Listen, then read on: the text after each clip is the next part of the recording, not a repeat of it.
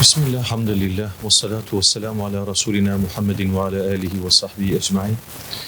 Allah-u Teala Kur'an-ı Kerim'de bizlere Allah'ın ipine hep beraber, cemiyan, toplu olarak, cemaat olarak sımsıkı sarılmamızı istemekte ve tefrikaya ayrılmamamızı, birbirimizden uzaklaşmamamızı istemektedir.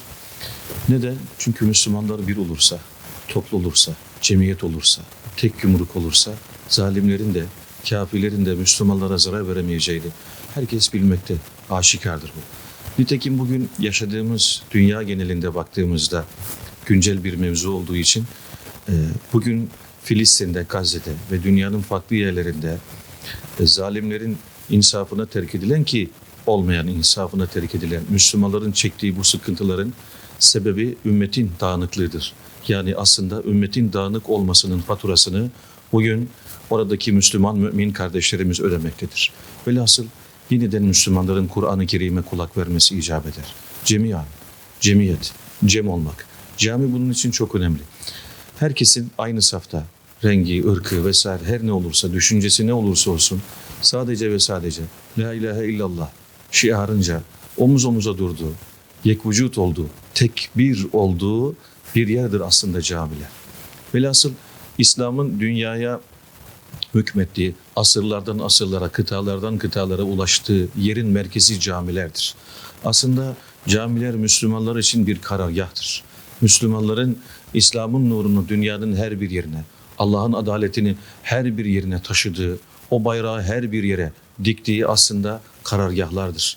Velhasıl cemiyet olmanın, cemaat olmanın yek vücut olduğu, aslında yeri olduğu, menzili olduğu, mekanı olduğu yer camilerdir. Camiler çok mühimdir.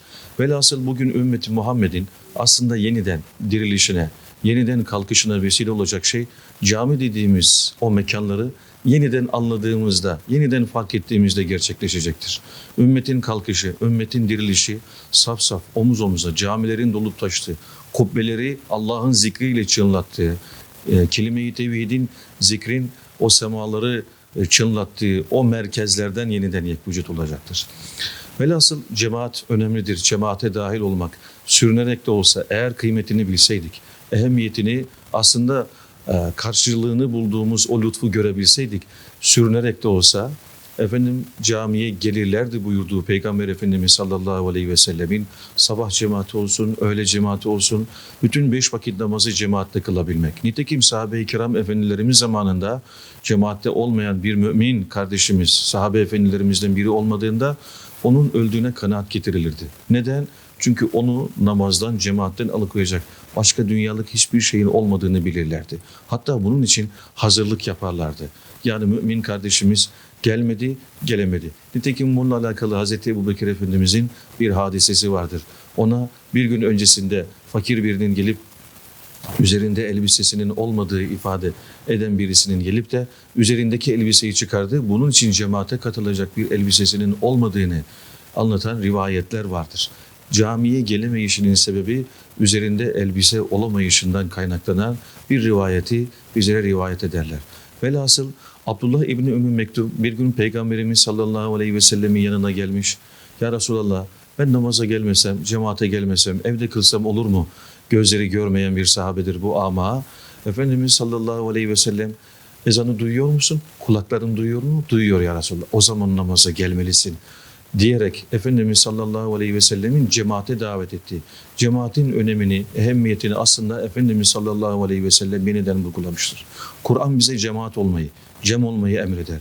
Resulullah sallallahu aleyhi ve sellem bize cem olmayı, cemaat olmayı emreder. Macaristan Ovası'nda Osmanlı ordularını teftiş için giden bir casus uzaktan Macaristan Ovası'nda yüz binlerce Osmanlı askerini görür ve tekrar kendi ordusuna döner ve komutanına şunu bildirir. Der ki önlerinde tek bir imam, tek bir komutla 50 bin askerin, belki 100 bin askerin tek bir komutla hareket ettiğini gördüm. Saf saf omuz omuz olan bu orduları, perişan olmuş Hristiyan orduları asla galebe çalamaz diyerek bu teftişini bildirmiştir. Nitekim mümin olduğumuzda, yekvücut olduğumuzda, yani bir olduğumuzda dünyaya yeniden Allah'ın adaletini, rahmetini ve şefkatini yeniden göstereceğimizi, Bugün Doğu Türkistan'da bizi bekleyen kardeşlerimize ümit olacağımızı, Arakan'da, Myanmar'da, Orta Afrika'da, Patani'de, Keşmir'de, Mısır'da, Tunus'ta, Fas'ta, Cezayir'de ayağa kalkmayı bekleyen, cem olmayı bekleyen kardeşlerimize umut olacağımızı asla unutmamalıyız.